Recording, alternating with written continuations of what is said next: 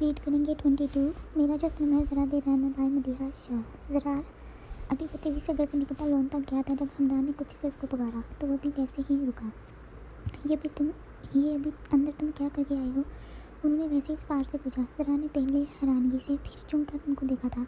मैंने कुछ नहीं किया। ज़रा गुस्से से बोलता आगे बढ़ा। 1 मिनट ज़रा, मैं कुछ पूछ रहा हूँ, तुम जनाब से ऐसे बिहेव क्यों कर रहे थे? अब की बार हमदान ने उसको बातों से पकड़ते झंझोड़ से मुखातिब किया। चाचू वो मुझसे तलाक चाहती है, उसको ये सब मजाक लग रहा है क्या? ज़रा ने तो कहा तो हमदान ने हैरानगी से उसको देखा। कि ऐसा क्या होगा तुम दोनों के दरमियान में कि बात तलाक तक पहुँच गई? हमदान गुस्से से बोला, मुझे नहीं पता। वो कहता लोन में कॉटेज की तरफ गया तो हमदान ने जल्दी से अपना फ़ोन जेब से निकाला। हमदान चाचू की कॉल। ज़फ़र रात के 1 बजे उनका कॉल करना परेशानी में मुबतला करने लगा, जबकि वो जल्दी से उठा था और फ़ोन पिक किया था। ज़फ़र, मैं जो भी पूछने वाला हूँ मुझे एक सवाल का सही जवाब चाहिए। हमदान ने इस बार से फ़ोन पिक होते ही बोलना शुरू किया। क्या हुआ? ज़फ़र को कुछ गलत होने का एहसास हुआ। ज़रार और जन्नाब के दरमियान में क्या चल रहा है? आज जन्नाब ने इतनी बड़ी बात कही। ज़रा से मुझे बताओ क्या कहा चाचू? ज़फ़र को फिक्र हुई। तलाक लेना चाहती है वो। जो मैंने पूछा है वो बताओ। अब तुम्हें सब पता होगा। आखिर उसके दोस्त हो। हमदान जानता था ज़फ़र के पास हर सवाल का जवाब मौजूद होता है। चाचू, आपको नहीं लगता आपको ज़रा से बात करनी चाहिए? ज़फ़र कुछ भी बोलना नहीं चाहता था। ज़फ़र वो बहुत गुस्से में है। मैं नहीं चाहता कुछ बुरा हो। अब बताओ जो तुम्हें पूछा है। तो फिर ज़फ़र ने शुरू से लेकर सब कुछ बता दिया था कि वो जनाब को ज़मीन में पहले ही मिल चुके थे और सबसे बड़ी बात कि जनाब ने ज़रार को उसके रूप में भी देखा जिसमें वही अभी किसी ने नहीं देखा। क्या इस वजह से वो तलाक चाहती है? हमदान सुनते ही दिल में सोचने लगा। ठीक है, बाद में बात होती है। उन्होंने कहते फ़ोन बंद किया और ज़रार की तरफ गए। ज़रार यहाँ बैठो। जैसे ही हमदान अंदर आया तो वो गुस्से से तेज़ी से दूर ठहरा था। हमदान के अवसर उनको घूरने लगा। मैंने घूरने का नहीं कहा, समझे? यहाँ बैठो। हमदान ने जब संजीदगी से कहा तो वो गुस्से से नज़रें नीचे करता बैठा। जो अच्छा नहीं हुआ, लेकिन तुमने जो जनाब के साथ बात करने का तरीका निकाला वो तो बिल्कुल भी ठीक नहीं था। हमदान का इशारा अभी कुछ देर पहले जनाब से होने वाली ज़रार की गुफ्तगू की तरफ था। चाचू 1 मिनट, मेरी बात मुकम्मल नहीं हुई। हमदान ने उसको बोलते देख टोका था। ज़रार, मैं सब जान गया हूँ कि जनाब तुम्हारे हर काम के बारे में जान चुकी है। सबसे मेरी बात हुई है, कहा ना अभी कुछ नहीं बोलोगे। हमदान ने उसको ऐसे शौक होते देख एक बार फिर टोका। ज़रार देखो, मेरी बात ध्यान से सुनो। वो कहते उसके करीब हुए थे जबकि शाने पर हाथ धरा था। जनाब बहुत अच्छी लड़की है, मुझे पता है तुम दोनों बहुत खुश रहोगे। इससे प्यार से बात किया करो। चाचू प्यार से ही बात कर रहा था और मुझे लगता है कि ये ठीक नहीं किया मैंने। उसको प्यार से नहीं गुस्से से समझाने की ज़रूरत थी मुझे। ज़रा गुस्से से भड़का। अच्छा ऐसे क्या होगा? वो चली जाएगी तुमको छोड़कर? नहीं, ऐसा मैं कभी नहीं होने दूंगा। ज़रा तैश में आया था, इसीलिए बोल रहा हूँ उसको टाइम दो, उसको तुम भी समझो और उसको मौका दो कि वो भी तुम्हें समझे। ज़रा अगर मियाँ बीवी के रिश्ते में एतबार ना हो तो रिश्ता कभी चल नहीं पाता। इसलिए हमेशा जो भी करना सोच समझ कर करना। और एक बात, अगर तुम उस पर ऐसे गुस्सा करोगे तो वो मोहब्बत की जगह नफरत करने लगेगी। फिर वो तुम्हारे साथ तो लेगी लेकिन कभी भी दिल में जगह नहीं देगी। हमदान संजीदगी से सब बातें बयान कर रहा था। मोहब्बत करते हो तो उसको अपनी मोहब्बत का एहसास दिलवाओ, ना कि उसको खुद से बदगुमा करो। चाचू मैं कुछ नहीं जानता, लेकिन एक बात साफ है कि वो अब मुझसे अलग नहीं हो सकती, कभी भी नहीं। ज़रा ने स्पष्ट अंदाज में कहते दूसरी तरफ देखा था। तो कौन बोल रहा है कि उसको छोड़ो? मैं ये बोल रहा हूँ उसको अपना बना लो। पता है ज़रा, अगर जनाब तुमसे मोहब्बत करने लगी तो कभी भी चाहकर वो तुम्हें नहीं छोड़ेगी। मोहब्बत चीज़ ही ऐसी होती है और मुझे यकीन है कि तुम कभी कुछ ख़राब होने नहीं दोगे। हमदान ने जैसे ही ये कहा ज़रा कुछ नॉर्मल सा होता मुस्कुराया।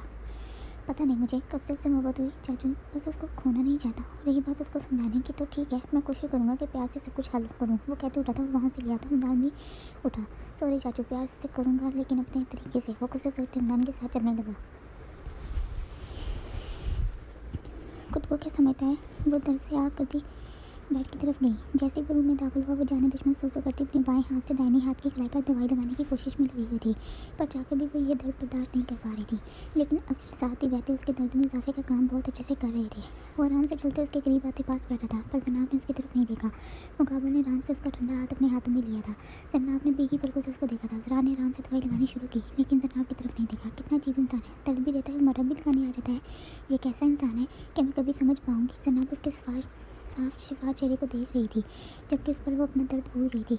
मैंने रिसेप्शन की डेट पापा को बता दी है हमारी तरफ से। ज़रा ने वैसे ही बैठी दवाई लगाते उसको कहा तो वो चोर नजरों से कभी इधर तो कभी उधर देखने लगी कि कहीं इसने उसको ऐसे देख तो नहीं लिया। अगले हफ्ते बहुत बड़ी पार्टी होगी, हमारा रिसेप्शन। अब की बार कहते मुकाबले ने सामने जाने महबूब की तरफ देखा था, तभी दोनों की नज़रें मिली थी। और एक बात, ज़रा ने मुश्किल से उसके चेहरे से नज़रें दूसरी तरफ की थी। मैं हमारे रिश्तों को वही मुकाम देना चाहता हूँ जैसे सब देते हैं।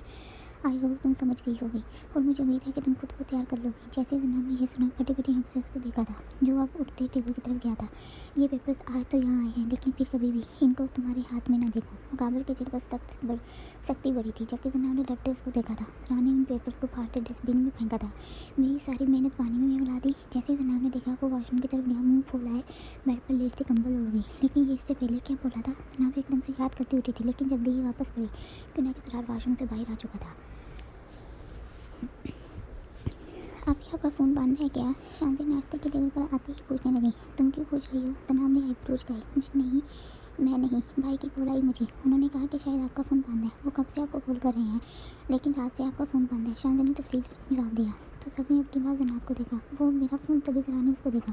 वो मेरा फ़ोन रात मुझसे गिर गया जिस वजह से वो टूट गया, बस इसलिए बन जा रहा है। जनाब ने तमीज़ बांध के वापस किया जबकि ये देख मुकाबले के चेहरे पर मुस्कुराहट आई। कोई बात नहीं बेटा, जरा जनाब को नया फ़ोन दे दो।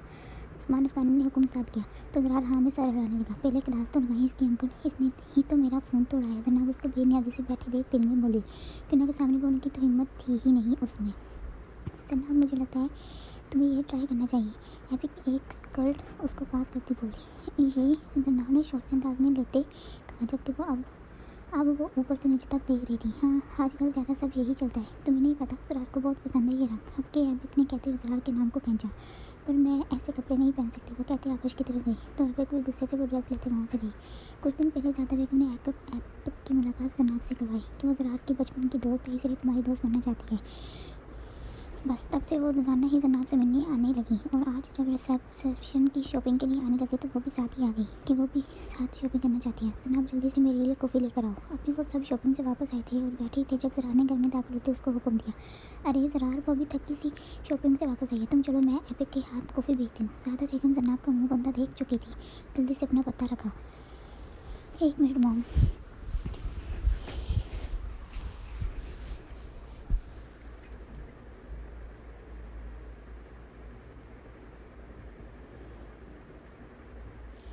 जैसे ज़्यादा बेगम एपिक को किचन की तरफ जाने लगी, मुकाबले ने संजीदा से उनको देखते अपनी बीवी की तरफ देखा था।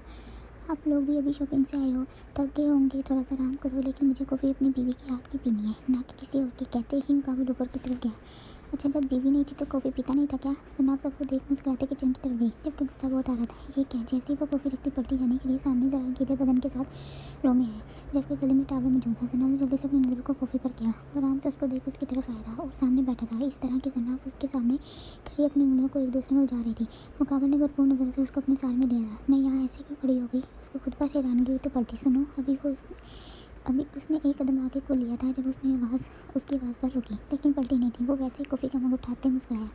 मुझे पहनने के लिए वॉटरूम से कुछ निकाल दो। मुकाबले ने अपनी हंसी का कंट्रोल करते हुए संजीदा अंदाज में कहा। तभी वो तेज़ी से पलटी थी लेकिन मुकाबले अपने डब्बों को कॉफ़ी लगाए पीने लगा जैसे उसको इसके ऐसे देखने से कोई फ़र्क नहीं पड़ता हो। जनाब पैर पटकती चेंजिंग रूम की तरफ गई। जरा ये देख पुरसकून से सोफे से टेक लगा गया। ये रहा, वो कहते रुकी नहीं थी, तेज़ी से रखते भागी थी जबकि जरा आराम से जनाब की लाई हुई टी-शर्ट पहनते लैपटॉप को खोलने लगा।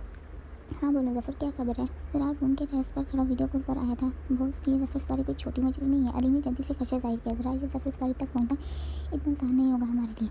इन्फॉर्मेशन मिली है कि ये कोई छोटा कारोबार नहीं चलाता। तुम्हें यकीन नहीं होगा, ये पाकिस्तान में भी बहुत से ऐसे काम कर चुका है जिस वजह से वहाँ की कंपनी इसके पीछे हाथ धोकर पड़ी हुई है। सैफ सफारी उसका भाई, उससे भी बड़ी मछली है, बहुत कदर कर चुका है। बहुत से केस उस पर चढ़े हैं। इससे भी ऊपर उसका बाप सफियान सफारी। सुना है कि आजकल दवाइयाँ होता है, वहाँ पर एक नया कारोबार शुरू करने वाला है। दफन ने कहते जरार की तरफ देखा था जो सब सुन कुछ सोच रहा था।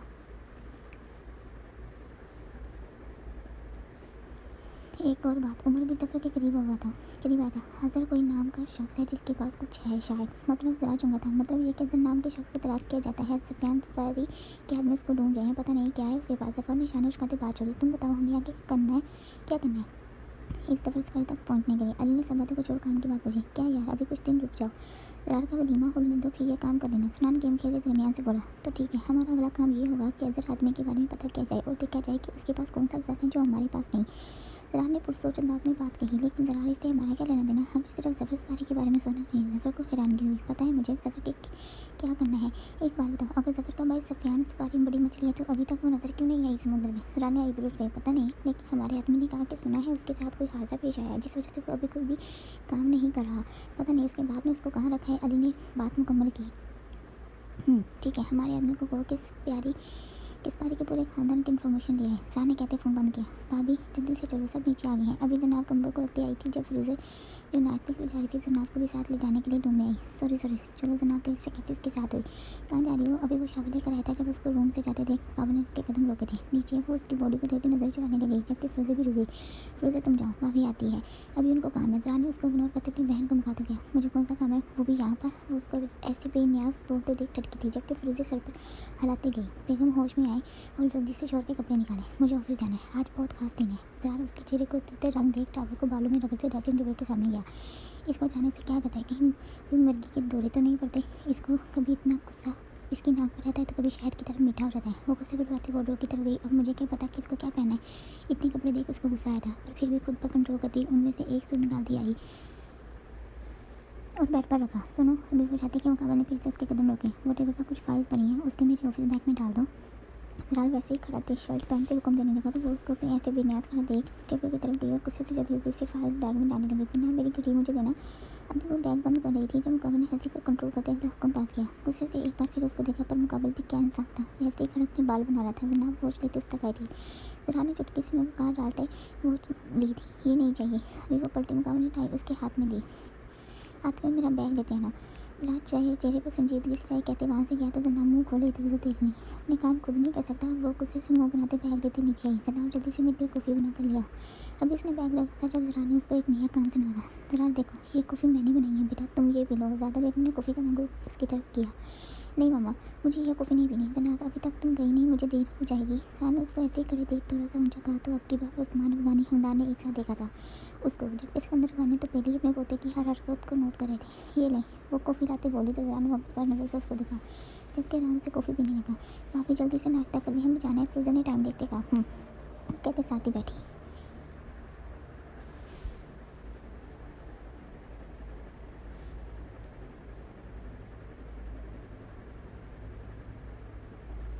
यार फ्रीजर जल्दी करो, हमें कुछ और भी काम है। शमीर और आदर कब से गाड़ी में उनका इंतज़ार कर रहे थे।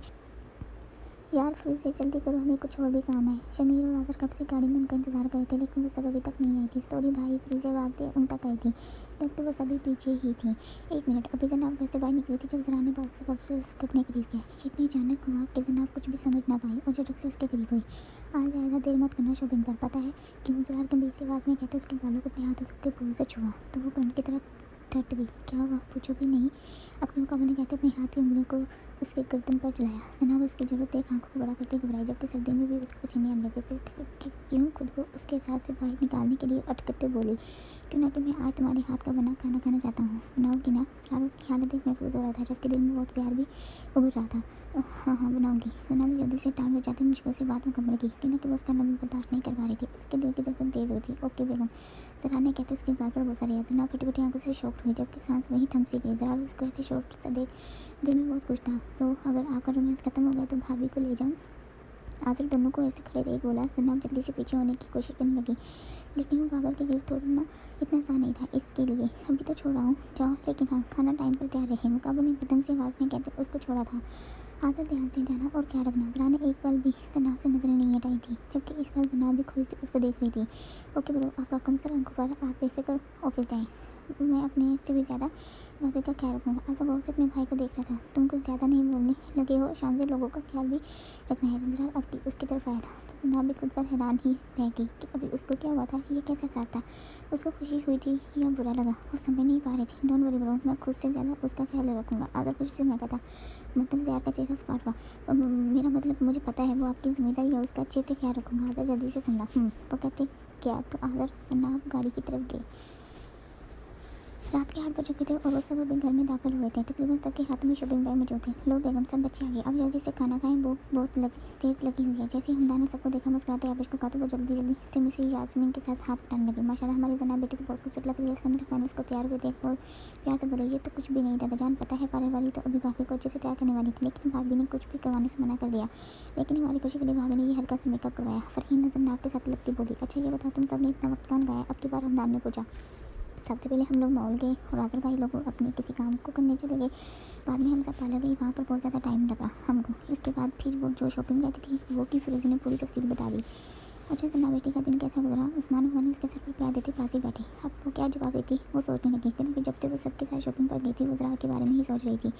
वो चाहकर भी उसका लफ्ज़ नहीं बोल पा रही थी। जब उसने अचानक से उसके करीब आते गाल पर किस किया, वो सारे मोड़ में बस उसकी बातों के बारे में सोच रही थी, लेकिन फिर खुद को कुछ अटकती बोली कुछ नहीं। सबके साथ बहुत एंजॉय किया मैंने। तो ना बेटा जाओ तुम फ्रेश हो जाओ। अंदर वाले उसको फिर से चुप होते देख कहा तो वो बैग लेते ऊपर की तरफ गई। जारी है।